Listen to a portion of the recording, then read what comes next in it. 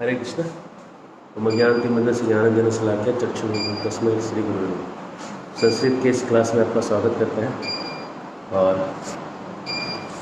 आज जो आपको हम इकारांत पुल्लिंग जो हम सिखा रहे थे उसको थोड़ा आगे बढ़ाते हैं।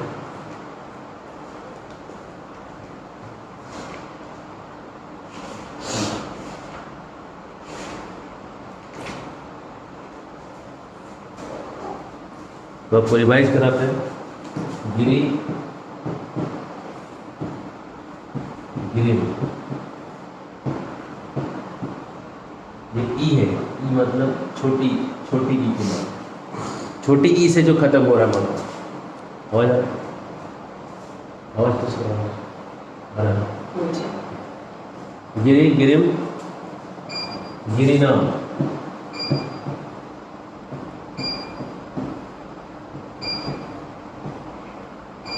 गिरे गिरे पंचमी, गिरे षष्ठी,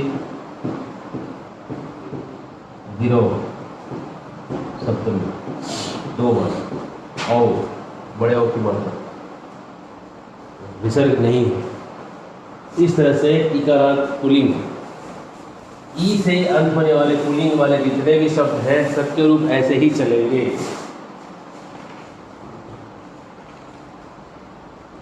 जैसे कल हमने बहुत सारे शब्द बताए, आज कुछ नए शब्द बताते हैं। गभस्ती,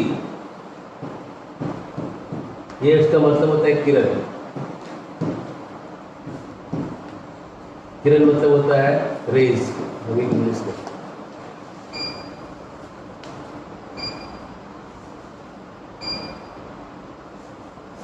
दीनमणि शब्द और कट हुआ है।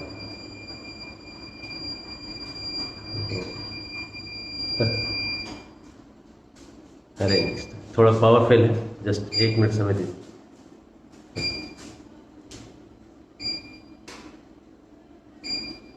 नोट करते हैं।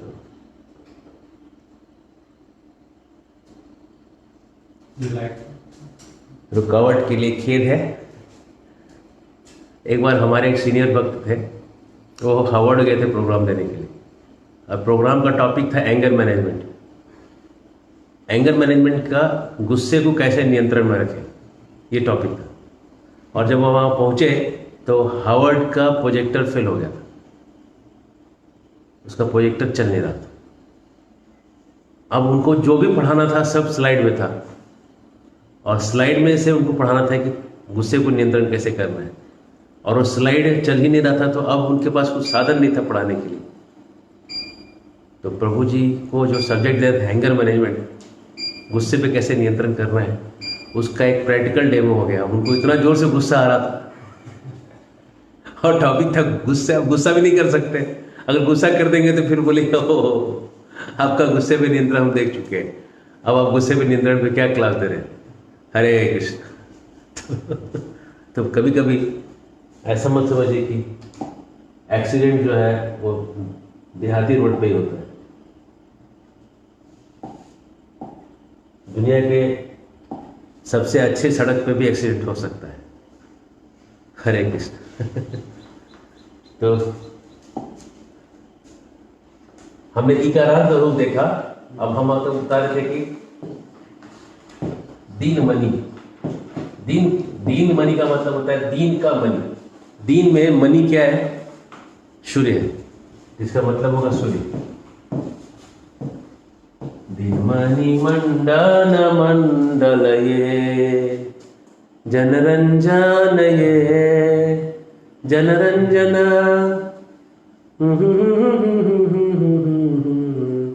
जय जय देव हरे जय जय देव हरे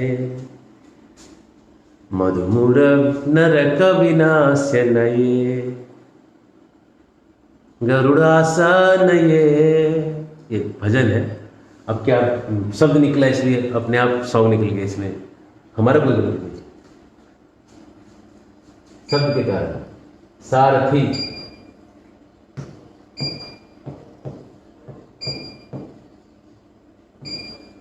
इकारांत, इसका भी वैसे ही चलेगा। सारथी का मतलब आप जानते हैं, रथ को चलाने वाला।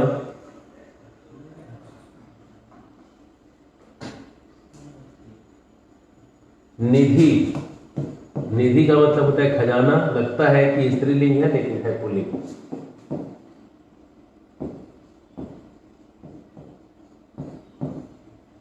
ट्रेजर।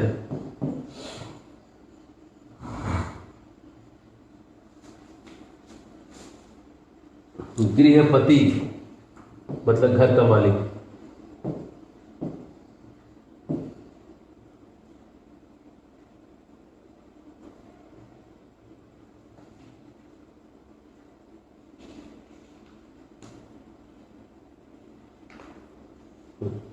चलिए, अगर आपने ये इतना सीख लिया है तो अब आप टेस्ट देने के लिए रेडी हैं। एक टेस्ट लीजिए आप तुरंत।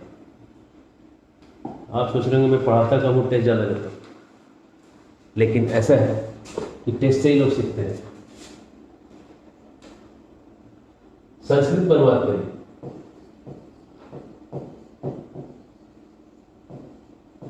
संस्कृत पर बात करें।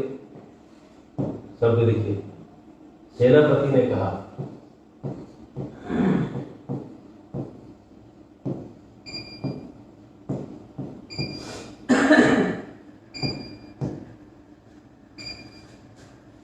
समुद्र में, कोशिश करिए कि समुद्र का इकारांत वाला शब्द पकड़िए और उस इकारांत शब्द का यहां पर रूप चलाइए। युद्ध के लिए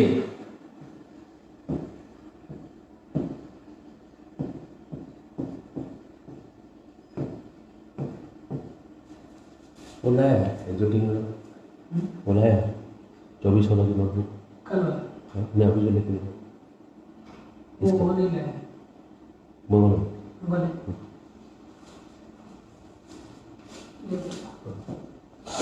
ढोल का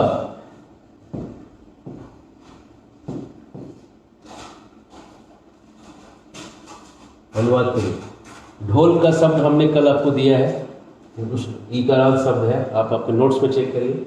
और ढोल का ये संबंध है, षष्ठी लगेगा, लगाइए। जो भी है आप उसको लगाइए। हाँ सही। एक ऋषि ने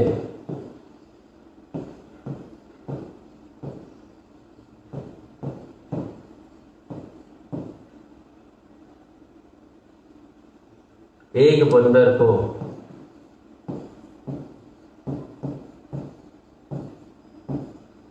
बंदर का भी रूप वही लगाइए जो इकारांत वाला रूप है, जो हमने आपको कल पढ़ाया, कल परसों।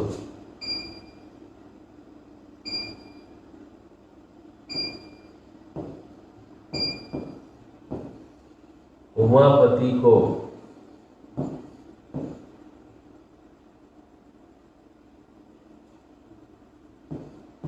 एक आम के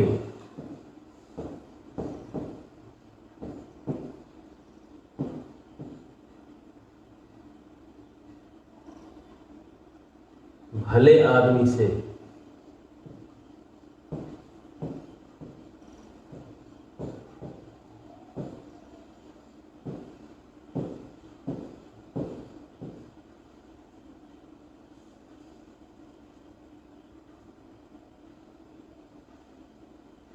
ढेर में से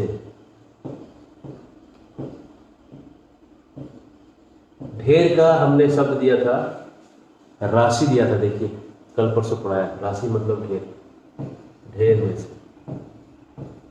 तो बहुत आसान शब्द है लेकिन हम भूल जाएंगे कि हम चाहते हैं कि उसको याद रखें। इन शब्दों का रूप बनाइए। इसके बाद हम प्रश्न 2 देंगे। इतना करिए।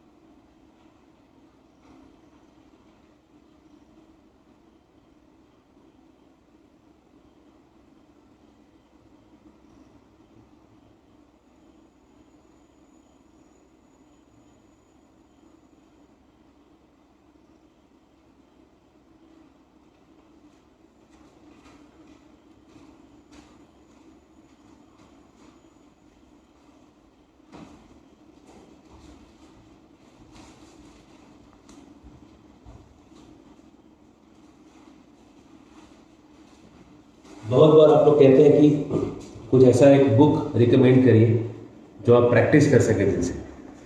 तो इधर एक बहुत ही अच्छी बुक है जो मैंने खुद ट्राई करके देखा है। ये देखिए 24 सेट है बुक्स का, दिख रहा है? 24 बुक का सेट है, छोटा छोटा छोटा छोटा ऐसे भाग है, भाग 1 भाग 2 ऐसे करके। और ये जो है इसका नाम है संस्कृत पाठमाला।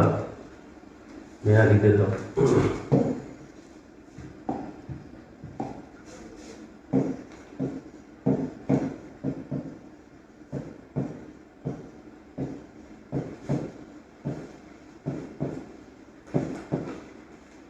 और इसके लेखक हैं पंडित श्रीपाद दामोदर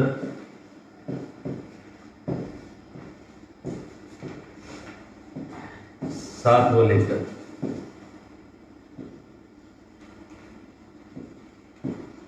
गुरु जी। आज़ादी से भी 30 साल पहले गुरु जी ये किताब लिखे हैं और बहुत ही सुंदर किताब है। मतलब प्रैक्टिस करने के लिए बहुत अच्छी किताब है। मार्केट में अवेलेबल नहीं है तो आप कहाँ से लेंगे? ये एक साइट है, एक्सोटिक इंडिया है शायद इसका नाम। आप सर्च कीजिएगा, 24 संस्कृत पाठमाला, तो शायद ये ऐसे कुछ साइट आ गया। अगर किसी को दिक्कत हो रहा है साइट खोजने में तो व्हाट्सएप पे मैसेज करिएगा, हम आपको एग्जैक्ट उसका एड्रेस दे देंगे। और ये कुछ 720 कितना लगा आपको ऑर्डर? 400 300-400 रुपये का 15 जो भी है। ये अभी शायद बढ़ गया, मैंने एक टोटल एड्रेस 700 के आसपास कुछ है इसका प्राइस। उतने में ये आपको आ जाएगी, होम डिलीवरी दे देगा। हालांकि ये पुराना सेट है, कुछ नया प्रिंट नहीं है बुक्स का, लेकिन मैं बोलूँगा वर्थ इट है। पुराने नए से क्या फ़र्क पड़ता है? प्रैक्टिस करने के लिए मुझे जो इतने सारे पूरे सारे पुस्तकों में मुझे काफ़ी अच्छा लगा, बहुत ही अच्छा लगा।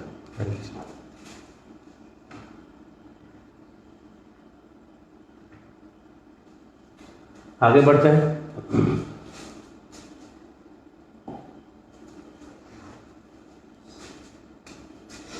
हिंदी में अनुवाद करिए आप। संस्कृत हो गया बहुत, अब हिंदी है।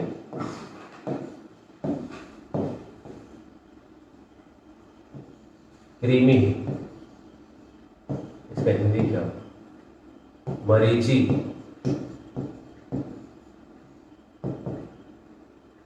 सूर्य। आपको लग रहा होगा बहुत आसान है, ये मैंने अब थोड़ा कठिन किया। वारिभव,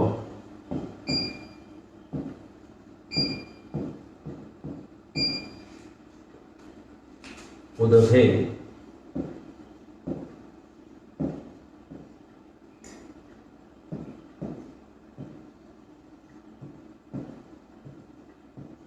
दुंदुभिना,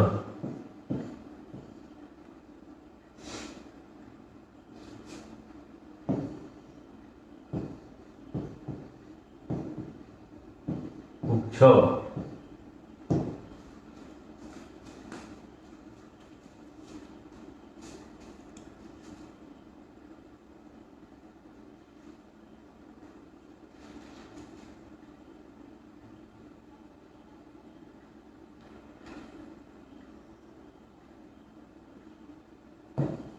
वसून,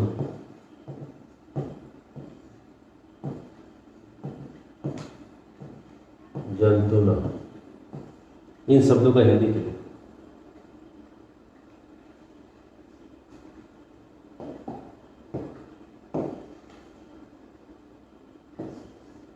अगला सवाल है संधि तोड़िए।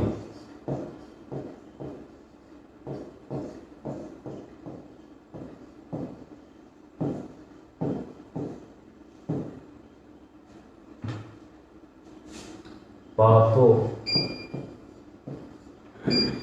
विचारो, नासक।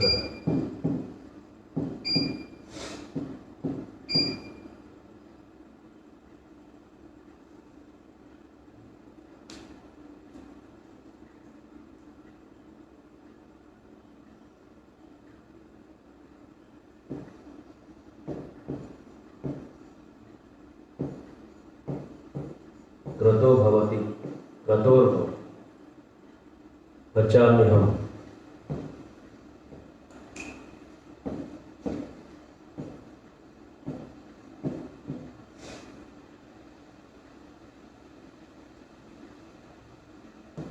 मधुर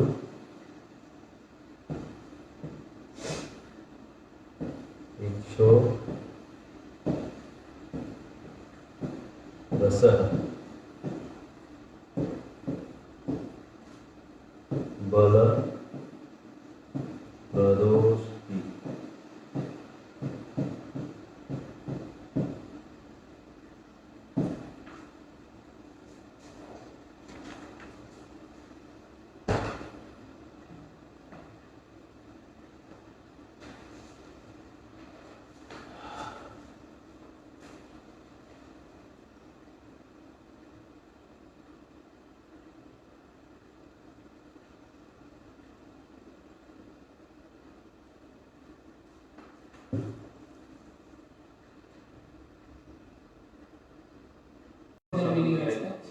ये अच्छा पंचमी नहीं तो षष्ठी। ये हाँ पंचमी या तो षष्ठी है। उदधे का मतलब समुद्र का या समुद्र से। दुंदुभिना दुंदुभिना तृतीया, इसका अर्थ है ढोल। तृतीया, ये तृतीया है। तृतीया षष्ठी सप्तमी तृतीया पंचमी पहला सप्तमी पशु तृतीया पशु का बताइए देखा। चारयन पशुन नहीं, ये है तुम्हारा ये द्वितीय बहुवचन पढ़ाई नहीं, आउट ऑफ सिलेबस क्वेश्चन। ठीक है, इसको छोड़ दीजिए, इसमें गलत लिखिए तो कोई दिक्कत नहीं। जंतुना जंतुना ये भी उपकारांत है, पढ़ाई नहीं गया, आउट ऑफ सिलेबस क्वेश्चन है, फिर तो डालना पड़ता है। देखो कोई भी एग्जामिनर ऐसा ही करता है, थोड़ा सा एक दो ऐसा डालेगा जिससे कि मास कॉपिंग मास चीटिंग को प्रिवेंट किया जाए। ठीक है, इसको हम आपको बताएंगे आज की क्लास के एंड में, आपको पता चलेगा इसका। पहले चलिए, सेनापति ने कहा, क्या होगा सेनापति वाच। सेनापति ने कहा, सेनापति वाच एकदम सही, प्रथमा लगेगा। समुद्र में यहाँ पे ने का मतलब तृतीया नहीं लगेगा, क्योंकि यहाँ पे आगे मैंने कहा क्लियर कर दिया है। खाली सेनापति ने अगर कहते थे तो तृतीया प्रथमा कुछ भी हो सकता, समझ लेना। सेनापति ने उसको मार दिया तब तृतीया लगे, ठीक है ना। सेनापति के द्वारा दुश्मन मारा गया, सेनापति का तृतीया लग जाएगा। समुद्र में सप्तमी है ना, युद्ध के लिए, आज ये युद्ध के लिए आपने आज ही लिया है। आज क्या होगा, आज आ जाइए। अगर युद्ध लेंगे तो युद्ध का शब्द रूप कैसे चलेगा, राम मित्र युद्धाय कृत निश्चय, युद्ध के लिए निश्चित कर लो अपने आप को। युद्धाय कृत निश्चय है ना भगवत गीता में, तस्मात् त्वमुत्तिष्ठ युद्धाय कृत निश्चय, है ना, युद्ध के लिए उठ जाओ। ढोल का षष्ठी दुंदुभे, ठीक है। एक ऋषि ने एक ऋषिना, ठीक है ना, ठीक है।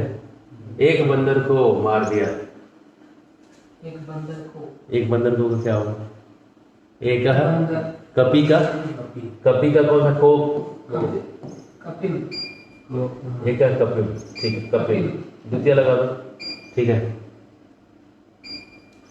अगर षष्ठी लगाओगे, षष्ठी भी लग सकता है। बस एक बंदर को को लगेगा संबंध में कभी भी नहीं, को नहीं लगेगा, का के की लगेगा, का के हाँ, को नहीं लगेगा, द्वितीय ही द्वितीय। उमापति को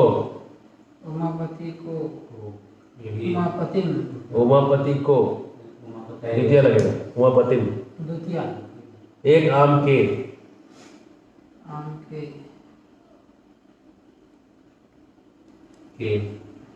के संबंध संबंध षष्ठी एक आम्रस्य अकारांत है आम, ठीक है ना। अगर एक आम के बाद अगर लिए आ गया, एक आम के लिए, तो चतुर्थी लग जाएगा। अगर लिए एक हमराय, ठीक है। भले आदमी से सज्जन पुरुष से में क्या लगेगा? से में कौन सा विभक्ति लगेगा? पंचमी लगेगी। पंचमी लगेगा, ठीक है। तो सज्जनात् पुरुषार्थ, सज्जनात् पुरुषार्थ, ठीक है ना, ऐसा लगेगा। ढेर में से, ढेर का हमने क्या संस्कृत दिया है? ढेर का संस्कृत दिया है, ढेर का संस्कृत दिया है, देखिए नोट्स पढ़िए। ढेर में से का संस्कृत है राशि। राशि का मतलब ढेर है। राशि सुने हैं शब्द? नहीं सुने? सुने राशि। राशि का मतलब है ढेर, ठीक है। बहुत सारे। हाँ, सोने का ढेर लगा हुआ है, स्वर्णिम, स्वर्ण की राशि पड़ी होती है। जैसे इस तारों का समूह को राशि बोलते हैं। हाँ, तो ढेर है। चावल का ढेर था, है ना, तांडुलान राशि, चावल की राशि इतना था कि मतलब गिन नहीं पाए, इतना ढेर है। ढेर, ढेर में से, ढेर में से सप्तमी, ढेर में से। अगर ढेर में से चूहा निकला तो लगेगा पंचमी, ठीक है। केवल ढेर में रहेगा तो ढेर में सप्तमी लगेगा, रासव, ठीक है। पंचमी लगेगा तो रासे, ठीक है। क्लियर? आगे बढ़े। स्पष्टम न तो क्लिष्टम। ढेर में से चूहा निकला तो ढेर में का क्या? ढेर में से निकला तो अपदान, पंचमी लग जाएगा। दूर, कोई चीज दूर हुआ, ठीक है, यह पंचमी ही लगेगा। ये पूरा लगा देने से पंचमी हुआ। लेकिन अगर हम यहाँ से हटा देते थे, केवल ढेर में होता था, तब सप्तमी। ढेर में चूहा रहता है, ढेर में चूहा रहता है, रासव, मुशिकः, शीतवान, ठीक है ना। सप्तमी जब पंचमी लग जाता तो चूहा वाला तो सप्तमी राशा है। मतलब जब वो चूहा वाला एग्जाम्पल आ जाता तो पंचमी लगेगा। चूहा निकला कि है अंदर? निकला, ढेर में से चूहा निकला। हाँ, ढेर में से चूहा निकला, रासव, मुशिकः सप्तमी क्यों लगेगा? वो तो चूहा तो प्रथमा ही है। चूहा ढेर में से निकला, यह सेंटेंस है। चूहा प्रथमा है। चूहा यहाँ पे करता है, ठीक है ना, करता है। चूहा यहाँ पे आश्रय नहीं दे रहा है, आश्रय राशि दे रही है। चलिए एक बार फिर से विभक्ति समझाते हैं। ऐसा लग रहा है कि विभक्ति को समझने की जरूरत है। किसी भी लाइन का, किसी भी वाक्य का, किसी भी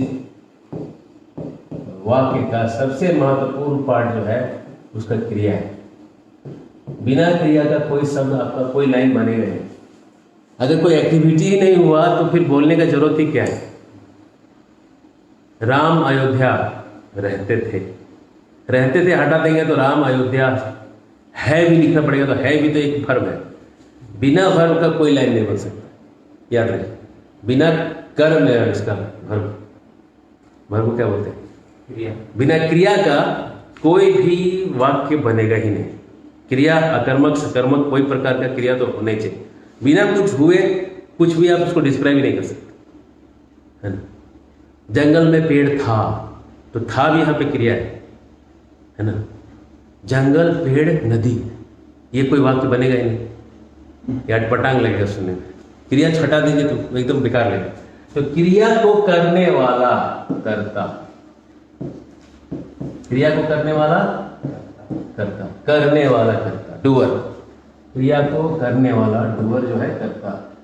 क्रिया से जो प्रभावित हो रहा है, जो फंस चुका है क्रिया के चक्कर में, वो कर्म। राम आम खाता है, राम आम खाता है, प्रभावित कौन हो गया? प्रभावित कौन हुआ? कर्म का, उसका राम का जो कर्म है। कर्म कौन है? राम क्या खा रहा है? आम ही प्रभावित हुआ है ना खाने से। बेचारा इतना बड़ा था, इतना हो गया खाने के बाद। तो जिस पे प्रभाव पड़ रहा है वो कर्म है, ठीक है ना। और जो प्रभावित करने में मदद करे वो है करण। इसको आप समझिए कि इंस्ट्रूमेंट। समझ में आया? सबसे इंपॉर्टेंट है किसी लाइन में ये सब पकड़ना। विभक्ति, अगर आपको विभक्ति नहीं पकड़ में आ रहा है, सीधा सा चीज आपको हिंदी में आप उसको अनुवाद करिए और हिंदी में अनुवाद करके पकड़िए कि लाइन क्या बनना है, एकदम आपको विभक्ति पकड़ में आएगा। और क्रिया जिसके लिए किया जाए, जिसके लिए क्रिया करते हैं, ठीक है, ठीक है। प्रेमी प्रेमिका के लिए गुलाब तोड़ के लाता है, तो जिसके लिए, प्रेमिका के लिए, प्रेमिका जो है यहाँ पे बन जाएगी चतुर्थी संप्रदान।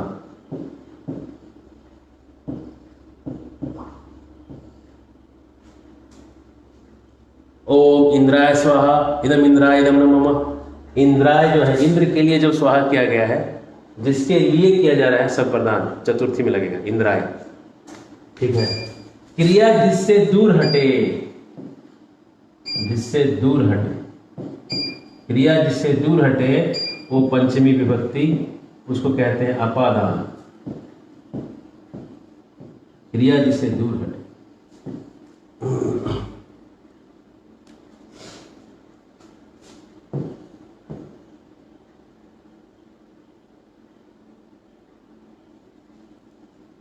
अब ये षष्ठी विभक्ति जो है, इसको विभक्ति कहते नहीं, क्योंकि क्रिया का इसमें डायरेक्ट संबंध नहीं। कर्ता जिससे संबंधित हो, क्रिया का कोई संबंध हो जिससे डायरेक्ट, क्रिया का कोई संबंध नहीं है, कर्ता का संबंध है। इसलिए षष्ठी को विभक्ति मानते नहीं है। व्याकरण के टीचर लोग षष्ठी को विभक्ति नहीं मानते, क्योंकि क्रिया का कोई संबंध नहीं। राम की पत्नी सीता है, राम की पत्नी सीता है, रामस्य भार्या सीता सीता अस्ति, ठीक है ना। तो सीता अस्ति, सीता है एक्चुअली लाइन है यहाँ पे, क्रिया यहाँ पे है। क्रिया क्या है? और क्रिया को करने वाला कर्ता सीता है ना। सीता का संबंध राम से है, तो राम का कोई काम है ही नहीं, वो समझ रहे ना। इसलिए षष्ठी को विभक्ति नहीं माना जाता, क्योंकि कर्ता से डायरेक्टली रिलेटेड नहीं षष्ठी, है ना। सप्तमी, क्रिया जिसमें आश्रय ले। लेकिन आप मान लीजिए षष्ठी की विभक्ति है, आप व्याकरण के आचार्य जैसा मत करो। आपको अभी रट रूट के शॉर्टकट में निकालना है, षष्ठी को विभक्ति मान लीजिए। लेकिन आपको कॉन्सेप्ट में हम बता रहे हैं, षष्ठी इसको मानते नहीं, षष्ठी को विभक्ति माना नहीं जाता, क्योंकि संबंध है। आश्रय जिसमें क्रिया ले ले वो है सप्तमी, उसको कहते हैं अधिकरण।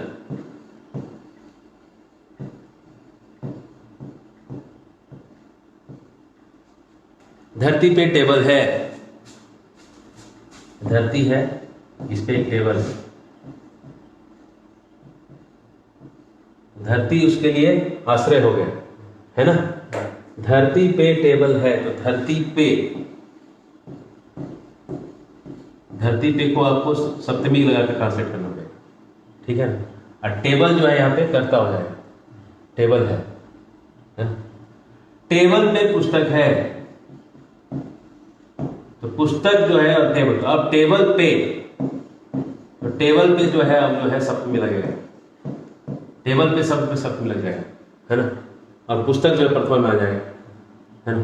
पुस्तक करता है, तो बस उसके बारे में बताया जा रहा है। पुस्तक कहाँ है, मेन चीज है पुस्तक के बारे में बोला जा रहा है। पुस्तक कहाँ है, टेबल पे, तो पुस्तक प्रथमा है, जिसका वो प्रथम आश्रय लिया है वो सप्तमी है। टेबल, पुस्तक पे कलम है, पर्वत पर वृक्ष है, हाँ पर्वत पे वृक्ष है,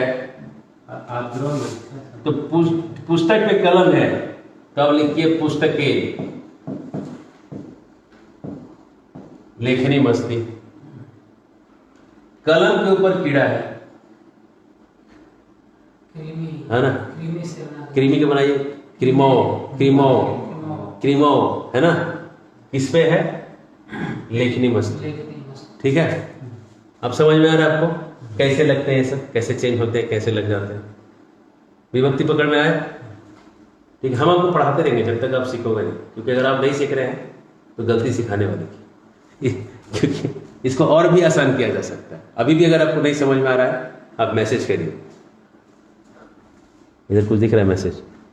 यहाँ तो सब क्लियर दिख रहा है, ऑल क्लियर। ठीक है, बढ़े आगे। तो जो कर्म है वो हमेशा द्वितीय लगेगा। कर्म में हमेशा द्वितीय लगेगा। ठीक है, एक तरह का वाक्य होता है जो कहते हैं ये तो कर्ता हेड है, एक है कि एक कर्मवाच्य होता है, कर्म को ही प्रधान कर दिया जाता है, तो उसमें जो है वो थोड़ा आगे पीछे होता है, वो हम कभी आपको अलग से बताएंगे। क्योंकि क्या आचार्य लोग जब यूज करते हैं ना तो हमेशा टेढ़ा वाला साइड लेते हैं, सीधा वाला साइड क्यों लेंगे, है ना। जब वो कम शब्दों में वो बात को रख सकते हैं तो लंबा लंबा लाइन लिखने का जरूरत नहीं है, तो कम शब्दों में रखने के लिए कभी कभी टेढ़ा यूज करते हैं। और ये भी दोनों साइड से भी यूज होता है, तो दिखाएंगे कैसे होता है। ठीक है, इतना अगर आपने कर लिया तो हम आगे बढ़े, इसका एक आंसर बनाएंगे। हाँ, पापो विचारो नासिका, यहाँ पे कौन सा संधि लगा है?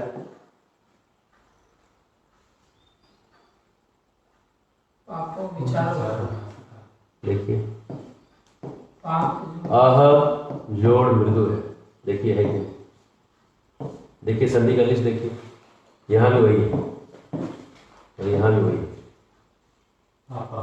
देखिए आह जोड़ मृदु कौन सा संधि है, देखिए पीछे जाइए, नोट्स देखिए कौन सा संधि, नाम बताइए। हाँ हस, आह जोड़ मृदु, तब तो यह ओ, आह का मृदु से आह ओ बन जाता है ना, देखिए, है ना। और आह जोड़ अगर अ होता तो कौन सा संधि होता, तब होता ओ प्लस ये लोप हो जाता दूसरे अर्थ, और इस संधि का नाम है,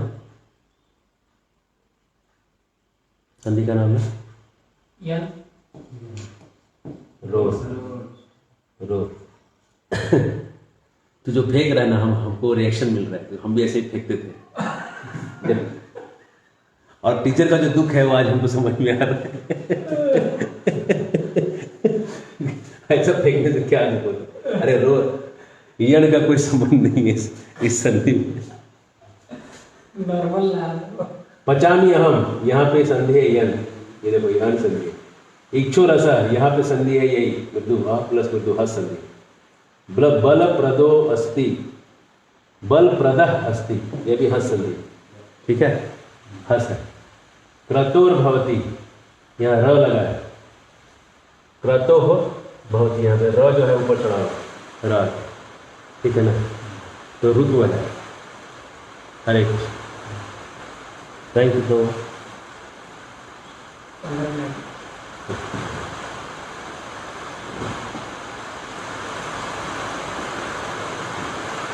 अब हम आपको समास पढ़ाएंगे।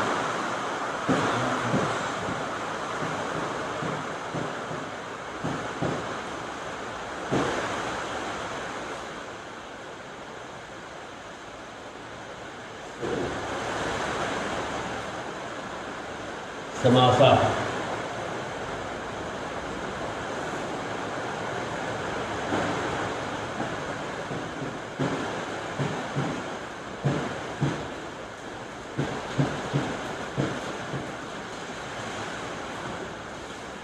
अनार्य दुष्कर। आप दूसरा अध्याय गीता का, अगर आपके पास गीता है तो खोलिए और पहला श्लोक देखिए, दूसरे अध्याय का पहला श्लोक, आप पढ़ के बताइए कि क्या है। अनार्य दुष्कर, दूसरे अध्याय का पहला श्लोक।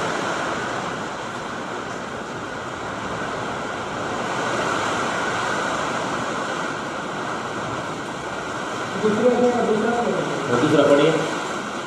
श्री भगवान वाचा तस्मात्तस्मदमिदं जिसमें संपत्तितं अनार्य दुष्टं स्वर्गं कीर्तिं परम अर्जुन। हाँ, अनार्य दुष्टम यह शब्द है, दूसरा अध्याय का दूसरा श्लोक देखिए, अनार्य दुष्टम।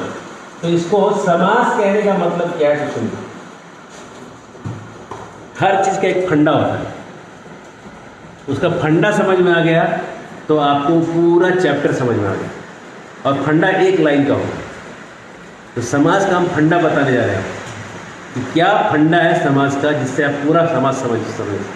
समास ये बहुव्रीहि हो, समाधिकरण बहुव्रीहि हो, ये बहुव्रीहि हो, वो हो, तत्पुरुष हो, षष्ठी हो, सप्तमी तत्पुरुष हो, हल्ला फल्ला द्विगु, जो भी है संख्यावाचक, जो भी द्वंद्व समास, कोई भी समास हो, सारे समासों का एक ही लाइन से समझा जा सकता है।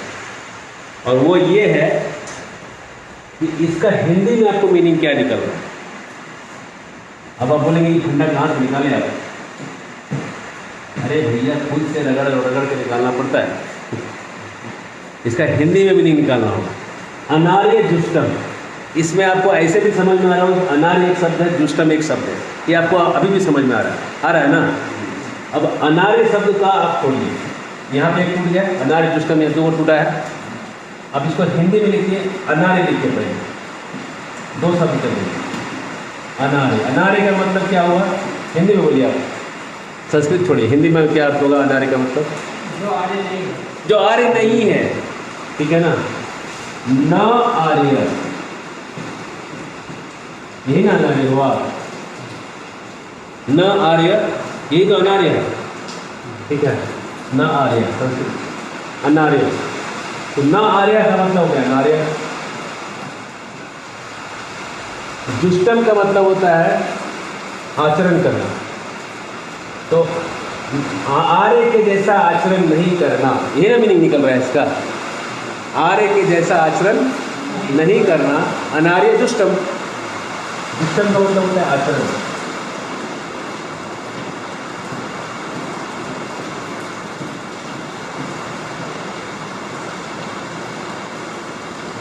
तो आर्य के जैसा आचरण नहीं करना, उसको कहेंगे अनार्य जुष्टम। अब समास क्या कहता है कि जो विभक्ति है उसका लोप करो। समास के साथ क्या हो, समास कैसे बनता है? बहुत सारा शब्द है, उस रामस्य मृत्तिका, राम की मिट्टी, ठीक है ना। रामस्य मृत्तिका, रामस्य पेटिका, राम का पेटी। तो अब समास कैसे बनेगा? राम पेटी। राम पेटी का मतलब क्या हुआ? राम की पेटी, ठीक है, राम की पेटी, समझ रहे ना। रामस्य तुनीरा, राम का तुनीर, राम का बाण, है ना, राम का तरकस, जो भी है। तो वो राम तुनीर बोल देने से भी वही मीनिंग निकलेगा ना, मीनिंग दूसरा निकलेगा कैसे, देख बताइए आप। तो शॉर्ट फॉर्म में बोलने के लिए क्या करेंगे? विभक्ति हटा के राम तुनीर जोड़ देंगे, राम पेटी जोड़ देंगे, डायरेक्ट कर देंगे। लेकिन जब टूटेगा तो विभक्ति निकाल निकाल के दिखाना पड़ेगा कौन सा विभक्ति है, समझ रहे हैं ना। तो अब आपको करना कुछ नहीं है, आपको हिंदी में तोड़ना है। समास को हिंदी में तोड़िए, सारा का सारा मीनिंग खुल जाएगा। यही फंडा है समास। तो आपको यहाँ दिखाते हैं, आर्य का मतलब जो जीवन को मूल्यों पर जीते हैं वो आर्य हैं। अनार्य का मतलब जिनके पास कोई वैल्यू नहीं है ना। मुसलमान लोग, कोई वैल्यू नहीं होती जीवन में, है ना। आज बोलेंगे, आज कुछ बोलेंगे, कल उसी को तोड़ देंगे। तो जो आर्य नहीं है वो ऐसा आचरण करना, अनार्य दुष्कर्म। मतलब कृष्ण भगवान कह रहे हैं कि तू ऐसा व्यवहार कर रहा है, वैल्यूलेस, वैल्यू नहीं तेरी जिंदगी में, है ना, ऐसा अनार्य दुष्कर्म। अब आपको दिखाते हैं और समझ में आ रहा है, आगे बढ़े, क्लियर है, स्पष्ट है। जैसे कि राम की पेटी, आपको बता दें, रामस्य पेटिका, अगर ये समास बनेगा तो बनेगा राम पेटिका, और टूटेगा तो रामस्य पेटिका बनेगा, ठीक है ना। राम ने मारा, ठीक है, तो होगा रामेण अतः, राम ने मार दिया। आप इस समास कर दीजिएगा तो कैसे होगा? राम हतः। समझ में आ गया? बहुत आसान है, ठीक है।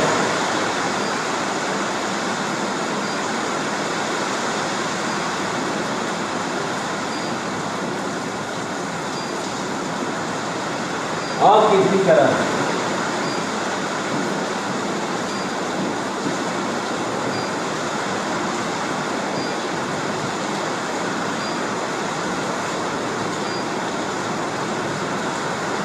तो देखिए कैसे है, कीर्ति करोती, कीर्ति करने वाली चीज जो है, जैसे कीर्ति, अरे हरे कृष्ण,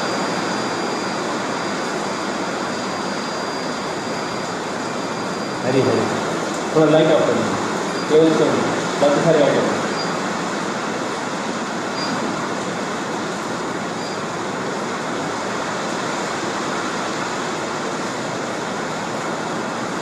रुकावट के लिए खेल, साउंड प्रॉब्लम, साउंड प्रॉब्लम, बारिश कर बारिश क्लास एंड कर दो, क्योंकि यहाँ बहुत जोर से बारिश हो रही है इसलिए आवाज़ में दिक्कत आ रही है। तो हम क्लास को कल कंटिन्यू करेंगे, तब फिर कल मिलेंगे। हरे कृष्ण।